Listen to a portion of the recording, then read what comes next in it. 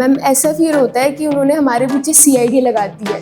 It's like कि दया कुछ तो गड़बड़ है। जब पेरेंट्स आपको कंपेयर करने लग जाते हैं, द मोस्ट कॉमन वन कि वो शुक्ला जी की बेटी को देखो, वो घर का सारा काम कर लेती है और क्लास में भी टॉप करती है।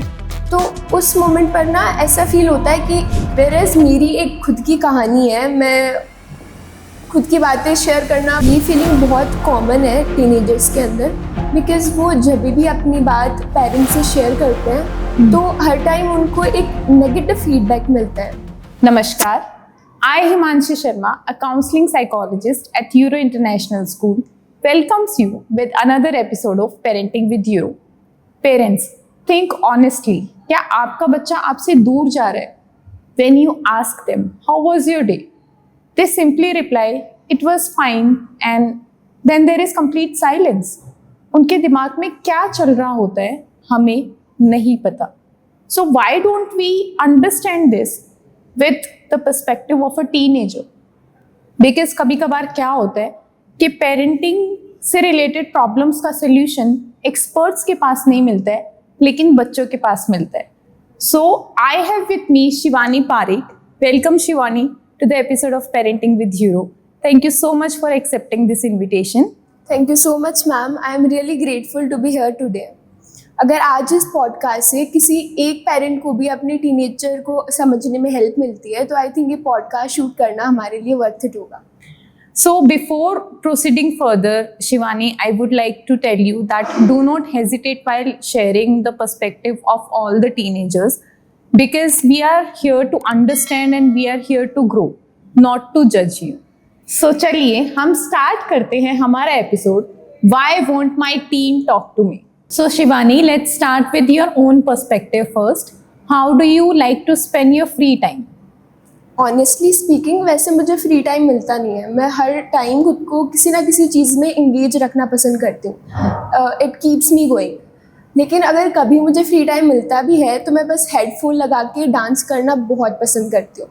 एंड गाने सुनना वो तो मुझे एक्सट्रीमली बहुत ज़्यादा पसंद है। एक अलग टाइप का सुकून मिलता है। That's so nice. I believe कि तुम स्कूल में भी काफ़ी एक्स्ट्रा करिकुलर एक्टिविटीज़ में पार्ट लेती होगी because your interest is more towards your creative part, Yes. right? So Shivani, since you are a creative person, so मुझे लग रहा है कि आपकी जो inspiration है, to become a person, that is much more related to your creativity field. And if it is so do you share your interest with your friends and your family? I want to work with entertainment industry like media, films, television, but generally I don't share these things with my parents because मुझे लगता है वो मेरा perspective नहीं समझेंगे, खुद के opinions को पहले रखेंगे। एंड कभी कभी मैं ये सारी चीज़ें अपने फ्रेंड्स से शेयर करना प्रेफर करती हूँ बिकॉज वो मुझसे रिलेट कर पाएंगे, मुझे सुनेंगे बिना जजमेंट के। वेयरएज़ अगर मैं अपने पेरेंट्स से ये सारी चीज़ें शेयर करती हूँ तो उनका एक अलग माइंडसेट है, स्पेशली फ्रॉम बीइंग अ ब्राह्मण फैमिली जहाँ पर माना जाता है कि आपका काम सिर्फ नॉलेज देना है, स्पिरिचुअली पाथ दिखाना है। सो वहाँ पे media is not a field to go with. I am not criticising them, मैं उनके व्यू पॉइंट्स, वैल्यूज़ को रिस्पेक्ट करती हूँ। इवन ऑल्सो मैं अपने कल्चर को भी रिस्पेक्ट करती हूँ। जो अपनी माइथोलॉजिकल एपिक्स है, I love to read them and also I'm a great devotee of Lord Shiva. But एक ऐसी चीज़ है कि वो एक अलग जनरेशन से आते हैं whereas हम एक अलग जनरेशन से आते हैं। सो हमारे थिंकिंग प्रोसेस, हमारे थॉट प्रोसेस उनसे अलग हो सकते हैं whereas हमारे जो ड्रीम्स है वो भी उतने ही प्योर है जितने उनके हैं। So since you come from another generation, right? And usually this happens when parents ask Gen Z और people of your age कि आज का दिन कैसा था, तो यूजुअली वो रिस्पॉन्ड करते कि हाँ ठीक है, अच्छा था। वो ज़्यादा इंटरेस्ट शो नहीं कर पाते। So what actually happens, we want to know, like how does this question makes you feel, और होता क्या है, why don't you people show interest to answer that question? So ma'am honestly speaking जब भी कोई क्वेश्चन पेरेंट्स की तरफ से आता है हमारे लिए, तो हम प्रेफर करते हैं कि उसका आंसर हम सिर्फ एक वर्ड में दें, बिकॉज अगर हम डिटेल में जाएंगे या फिर डेप्थ में जाएंगे तो फिर क्वेश्चन आंसर स्टार्ट हो जाएंगे एंड फिर वो हमें जज करेंगे, अपने ओपिनियंस पुट करेंगे। तो हम प्रेफर करते हैं कि हम कम से कम उनसे बात करें और कम से कम इंगेज हो conversation. So like back to back questions या फिर उनका over involvement if I say in your life, so this is something that you teenagers usually do not like. Yes, उनका जो क्रिटिसाइजिंग नेचर है या फिर जजमेंट हम बोल सकते हैं, we are afraid of that, इसलिए हम उनसे कम बात करने प्रेफर करते हैं। So Shivani, tell me, like, what are the things that parents usually say and it makes a teenagers completely shut down? Like, उसके बारे में तो हमें बात ही नहीं करनी है, let's stop it over here. तो मैम इसमें 2-3 चीज़ें होती हैं। सबसे पहले जब पेरेंट्स आपको कंपेयर करने लग जाते हैं, द मोस्ट कॉमन वन, कि वो शुक्ला जी की बेटी को देखो, वो घर का सारा काम कर लेती है और क्लास में भी टॉप करती है, तो उस मोमेंट पर ना ऐसा फील होता है कि हमारी कोई वैल्यू नहीं है, हमारे ओपिनियंस कहीं मायने ही नहीं रखते। एंड सेकंड ये है कि जब वो हमें कॉन्स्टेंटली क्रिटिसाइज करते हैं कि ऐसा क्यों किया, ऐसा करना चाहिए था, तुम्हारी गलती है। एंड लास्टली कि हमारी फीलिंग्स, वैल्यूज़ की वो कदर नहीं करते एंड अपनी ही थॉट प्रोसेस को वो बार बार हमारे सामने रखते हैं। सो यूजुअली ये होता है कि पेरेंट्स करेक्ट करने की कोशिश करते हैं अपने बच्चे को, and because they want the better good of their child, but उस बीच में जो बच्चे को फील हो रहा है वो नेग्लेक्ट कर दिया जाता है। This usually happens. And another thing, if we see as a perspective of psychologist, so psychology कैसे काम कर रही है यहाँ पे कि बच्चा टीनेज में है, सो वो डेफिनेटली अपनी आइडेंटिटी फॉर्मेशन स्टेज पे है, सो उसे कॉन्फिडेंस की ज़रूरत है, उसे लगे कि उसकी बात को इम्पोर्टेंस दी जा रही है, राइट? और जब ये पेरेंट्स की तरफ से नहीं मिलता है तो वो कम्प्लीटली शट डाउन कर देते हैं, राइट? बट यूजुअली ऐसा है कि पेरेंट्स को भी तो जानना है बच्चे की लाइफ में क्या चल रहा है, तो वो कौन सा मोमेंट होता है जब पेरेंट्स कंट्रोलिंग साउंड करते हैं इंस्टेड ऑफ केयरिंग? कब ऐसा लगता है कि पेरेंट्स अब ज़्यादा इंटरफेयर कर रहे हैं हमारी लाइफ में? सो मैम, कभी कभी लगता है कि पेरेंट्स को हर चीज़ डिटेल में चाहिए। लाइक अगर मैं किसी फ्रेंड से भी बात कर रही हूँ तो वो तुरंत पूछ देंगे कि कॉल पे कौन था, क्या चैट करी, किससे बात कर रही हो, एंड एक्सेट्रा एक्सेट्रा। साथ में वो हमें सपोर्टिव बनाना चाहते हैं, इंडिपेंडेंट बनाना चाहते हैं, एंड वो हमें एक डिसिप्लिन्ड इंडिविजुअल की तरह देखना चाहते हैं। लेकिन एज बीइंग अ टीनेजर हम एक्सप्लोर करना चाहते हैं, फ्रेंड्स के साथ इंजॉय करना चाहते हैं, तो कम्युनिकेशन कई बार यहाँ पर भी लैग करती है कि उनका थिंकिंग प्रोसेस और हमारा थिंकिंग प्रोसेस एकदम डिफरेंट है। सो कई बार वहाँ पर भी क्लैशेस होते हैं। आई डू एग्री कि पेरेंट्स कंसर्न है इस चीज़ को लेके कि हम कुछ गलत स्टेप ना उठा लें, बट अगर वो क्रिटिसाइज़ ना करें, बिना जजमेंट के हमसे जेन्युइनली बात करें फ्रैंक तरीके से, तो हम ऑटोमेटिकली हमारी सारी बातें उनसे फ्रीली शेयर करने लग जाएंगे। So this is natural. You know what happens कि हमारी ब्रेन का जो प्री फ्रंटल कॉर्टेक्स हिस्सा है वो टीनेज में डेवलप हो रहा होता है। इन कंपैरिजन अडल्ट्स में वो ऑलरेडी डेवलप हो चुका होता है, and it is responsible for planning and judging the things. So what usually happens because of this reason, जो टीनेजर है वो इमोशन ड्रिवन डिसीजन बनाएगा इन कंपैरिजन टू पेरेंट्स। जो पेरेंट्स हैं वो इस XYZ चीज़ के कॉन्सिक्वेंस देखेंगे, उसके क्या इफ़ेक्ट्स आ रहे हैं, वेदर इट इज़ राइट और रॉन्ग। तो इस तरीके के डिसीजंस या फिर इस तरीके के थिंकिंग पैटर्न जो है वो पेरेंट्स फॉलो करते हैं। सो डेफिनेटली दोनों में एक ह्यूज गैप आ जाता है, और जो कि बच्चों को ये लगता है मेरे पेरेंट्स नहीं समझ रहे हैं, और पेरेंट्स का कंसर्न तो ऑफकोर्स रहता ही है। So what if I suggest कि एक ब्रिज बना दिया जाए कि पेरेंट्स पहले आपकी बात सुने सारी, राइट, और वो सिर्फ सुनने के लिए ना सुने, समझने के लिए सुने, and after listening to your things why don't they suggest their suggestions and teenager और पेरेंट दोनों म्यूचुअली डिसाइड करें कि उस सिचुएशन में कैसे रिस्पॉन्ड करना है।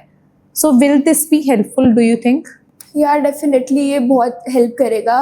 नॉट ओनली मी बट हर एक टीनेजर यही चाहेगा कि जो पेरेंट्स हैं वो उनसे फ्रीली फ्रैंक तरीके से बात करें और वो बस एक बार उन्हें सुने, उनके ओपिनियंस को जाने। क्योंकि कभी कभार ये होता है कि पेरेंट्स को लगता है वो टीनेजर्स को सुन रहे हैं, बट टीनेजर्स को नहीं लगता है कि पेरेंट्स सुन रहे हैं, तो वो मिसअंडरस्टैंडिंग कहीं ना कहीं क्रिएट होती है जो कि दूर करनी ज़रूरी होती है। सो मैंने काफ़ी जगह पे ये ऑब्जर्व किया है कि टीनेजर्स को ये लगता है कि मेरे पेरेंट्स एकदम ही अगेंस्ट है मेरे, वो बिल्कुल भी मुझे समझने नहीं वाले हैं, वो मुझे सुनने नहीं वाले हैं।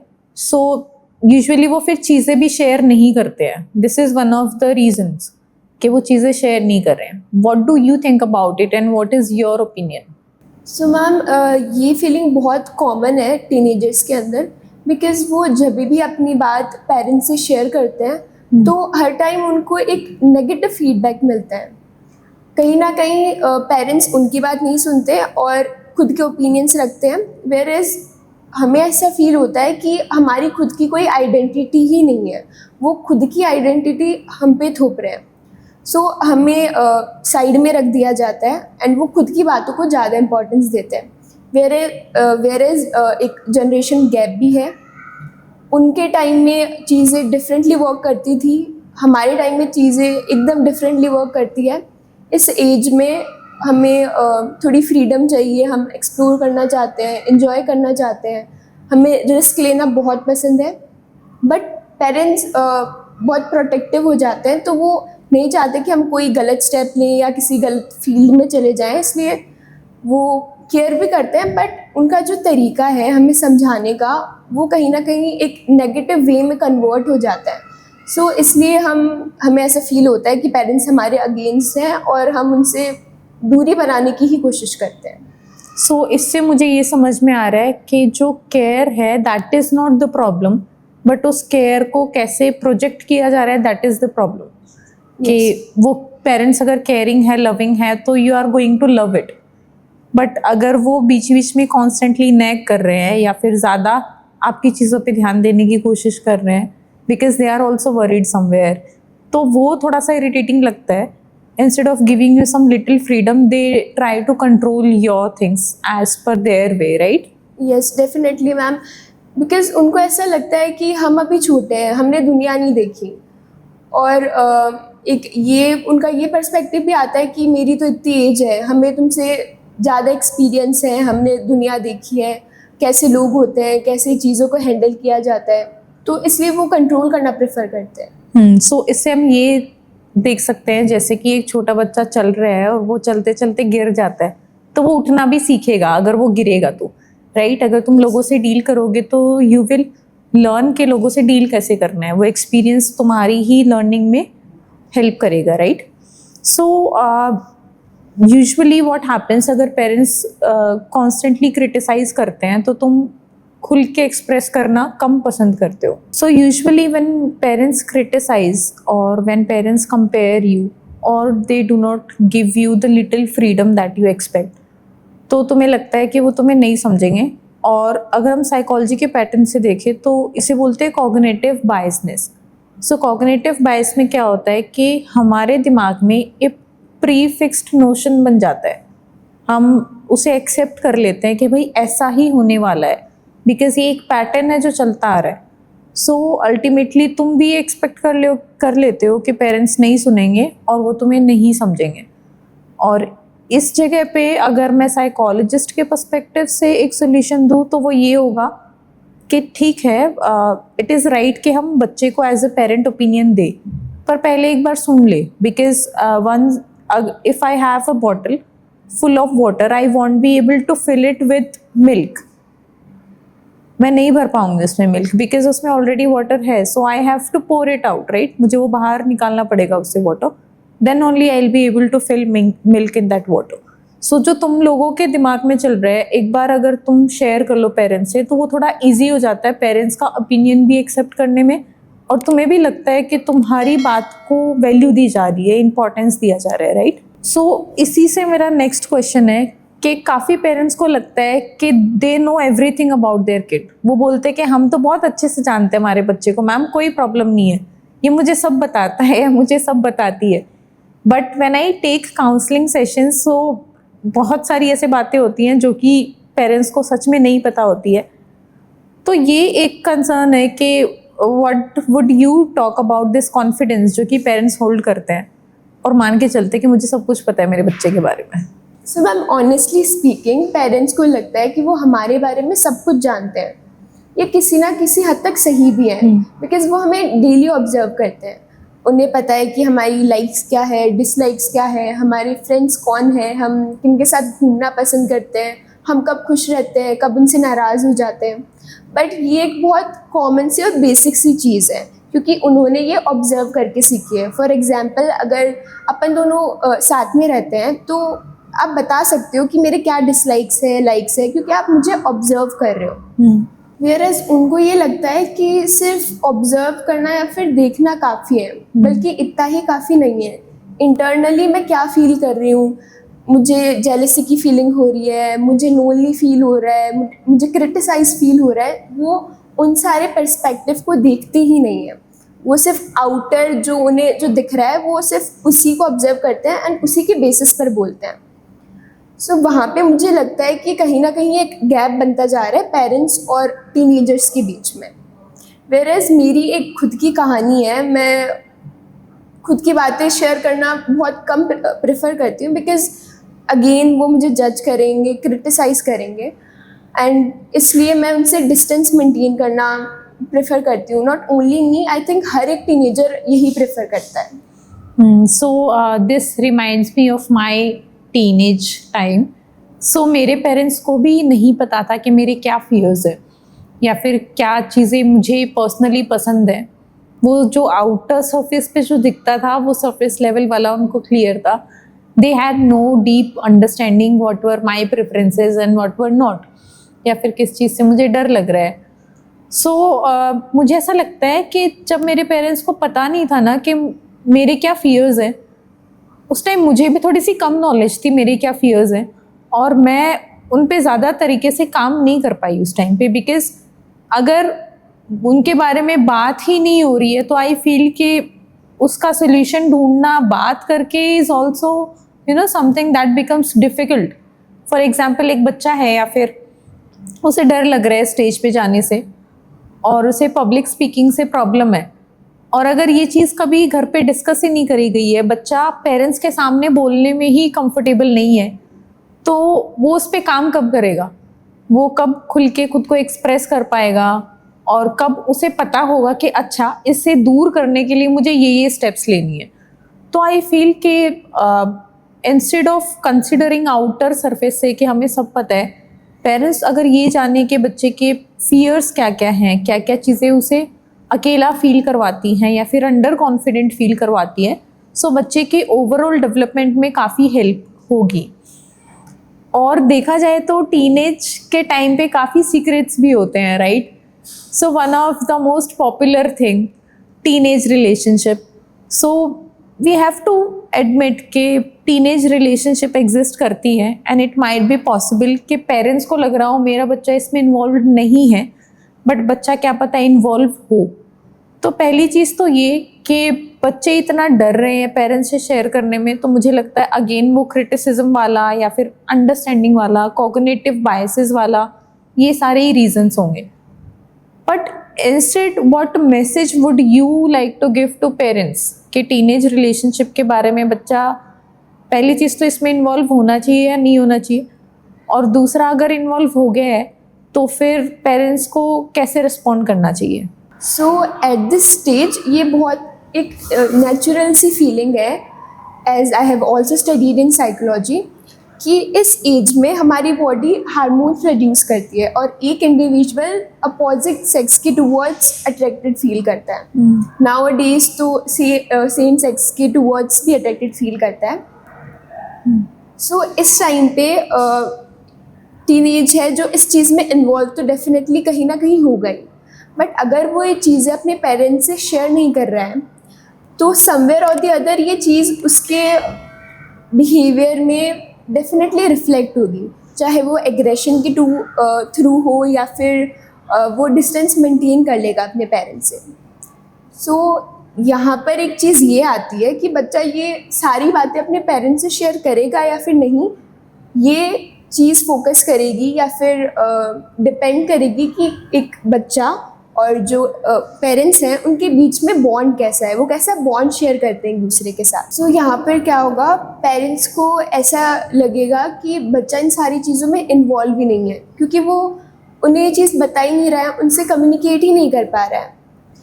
और कभी कभी ऐसा भी हो सकता है कि पेरेंट्स को अपने बच्चे पर शक हो, but due to all these judgement criticism वो ये बातें शेयर अपने पेरेंट्स से कर ही नहीं पाएगा, बिकॉज उसे पता है कि अगर वो ये बात शेयर करेगा तो वो एकदम नेगलेक्ट कर देंगे। सो यहाँ पर अगर पेरेंट्स नॉन जजमेंट तरीके से अपने बच्चे की बात सुने समझे, तो उनके पास एक पॉजिटिव पॉइंट रह सकता है कि वो उन्हें समझाएं, उनकी बात सुने और सेफ्टी मेजर्स बता सकते हैं, कुछ बाउंड्रीज सेट कर सकते हैं, कुछ लिमिट तक चीज़ें वर्क कर सकती है। तो आई थिंक अगर एक अच्छा बॉन्ड होगा टीनेजर और पेरेंट्स के बिटवीन, तो I think relationship would work best. So I agree to the point you have shared. अगर पेरेंट्स की नॉलेज में होती है ये चीज़ें, तो पेरेंट्स एटलीस्ट ये मेक श्योर कर सकते हैं कि बच्चे सेफ़ हैं, एंड सेफ्टी इंश्योर करना पेरेंट्स का one of the top most priority. और अगर वो कम्प्लीटली मना ही कर देंगे तो बच्चा डेफिनेटली आके शेयर नहीं करेगा, और पेरेंट्स को कोई भी चीज़ों के बारे में नहीं पता होगा कि बच्चे को क्या फील हो रहा है या फिर वो किन चीज़ों में इन्वॉल्व है, किन चीज़ों में इन्वॉल्व नहीं है। So after this question answer thing, why don't we move to a little game, जहाँ पे मैं आपको कुछ स्टेटमेंट्स देती हूँ and you have to tell us कि whether teenagers usually like these things or they do not like these things। और अगर आप चाहो तो उसमें अपना एलिमेंट भी ऐड कर सकती हो कि ऐसा क्यों है, पॉसिबिलिटी आप हमें बता सकती हो। Are you ready? Yes ma'am. First, when parents ask about your marks as soon as results come। Don't like at all। When parents ask you to sit with relatives when guests come। बहुत boring होता है। When parents tell you what to wear for a function। Don't like at all। When parents say I trust you। वो ऐसा कभी बोलते ही नहीं है। When parents call you every hour when you go out। Don't like at all। Ma'am ऐसा feel होता है कि उन्होंने हमारे पीछे CID लगा दी है। It's like कि दया कुछ तो गड़बड़ है। When parents give you long lectures instead of short advice। Don't like। When parents ask you to talk about your feelings openly। ये अच्छी बात है, बट उन्हें समझना भी तो ज़रूरी है। When parents hug you after a fight। Best feeling होगी, बट ऐसा जनरली होता नहीं है। When parents compare you to other kids। Ma'am comparison तो किसी को भी नहीं पसंद। When parents use sarcasm or jokes about you in front of others। Don't like at all। When parents listen quietly without interrupting। Works well। When parents check your phone without telling you। बिल्कुल भी नहीं पसंद, because अपनी भी तो एक privacy है ना, इसलिए। When parents scold you in front of others। Don't like at all। So Shivani, thank you so much. Now we are going to move ahead with our podcast। Thank you so much, ma'am। So I would like to summarize this podcast over here. The first thing is we need to respect the privacy of teenagers. Second thing, they will share their feelings with you only when you are going to listen them openly without considering the factor of judgment। Open space मिलेगा, non-judgmental space मिलेगा, then only they'll share। Another thing, use positive reinforcement because it is going to work just like magic। ये एकदम जादू की तरह काम करेगा। The teenager will feel more connected to you और वो आपसे अपनी बातें नहीं छुपाएगा। If you want to give any opinion to your teenager, first listen the feelings। उसकी जो फीलिंग है वो आपके साथ उसे शेयर करने दो without any interruption, and then you can give your opinion कि why don't we go with these options, what do you think about it. So I hope ये टिप्स आपको हेल्प करे और ये पॉडकास्ट आपको हेल्प करे अपने टीनेजर को समझने में कल से एक कदम आगे। And Shivani, thank you so much for being here and sharing the perspective of teenagers with all of us. And viewers, if you like this podcast, so we would like to know your opinion. Please share your opinion in the comment section below. Thank you so much. Namaskar.